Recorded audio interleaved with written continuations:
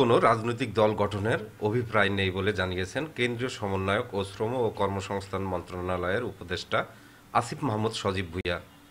আজ মঙ্গলবার দুপুরে রাজশাহীতে জাতীয় পেশাগত স্বাস্থ্য ও নিরাপত্তা বিষয়ক গবেষণা এবং প্রশিক্ষণ ইনস্টিটিউটের উদ্বোধনের পর সাংবাদিকদের এক প্রশ্নের জবাবে তিনি এ মন্তব্য করেন। উপদেষ্টা আসিফ মাহমুদ বলেন, এই অন্তর্বর্তী সরকারে যারা আছেন তাদের কারোরই ক্ষমতার অভিলাষ নেই। সবারই পেশাগত জীবন আছে, কাজ শেষে সবাই সেখানে ফিরে যেতে চায়। দেশের মানুষ একটা অভ্যুত্থানের মধ্য দিয়ে যে দায়িত্বটা এই অন্তর্বর্তী সরকারকে দিয়েছে সেটি যথাযথভাবে পালন করে মানুষের আশা আকাঙ্ক্ষার প্রতিফলন ঘটিয়ে একটা নির্বাচনের মাধ্যমে গণতান্ত্রিক সরকারের কাছে ক্ষমতা হস্তান্তর করাই আমাদের লক্ষ্য। তিনি আরও বলেন, আমরা যদি যে ব্যবস্থাটা বিদ্যমান আছে এটা সংস্কার না করে দিয়ে যেতে পারি, আমরা মনে করি যে সরকারি ক্ষমতায় আসুক যে কোনো রাজনৈতিক সরকার এই অটো ক্রেডিট একটা সিস্টেমের মধ্যে সে নিজেও অটো ক্রেডিট হয়ে উঠতে বাধ্য হবে।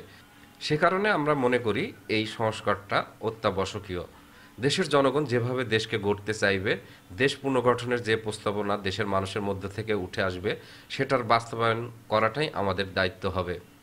এর আগে রাজশাহী মহানগরীর তেরোখাদিয়ায় ১১৩ কোটি টাকা ব্যয়ে নির্মিত জাতীয় পেশাগত স্বাস্থ্য ও নিরাপত্তা বিষয়ক গবেষণা এবং প্রশিক্ষণ ইনস্টিটিউটের উদ্বোধন করেন উপদেষ্টা আসিফ মাহমুদ। অনুষ্ঠানে বিশেষ অতিথি ছিলেন শ্রম ও কর্মসংস্থান মন্ত্রণালয়ের সচিব AHM শফিকুজ্জামান।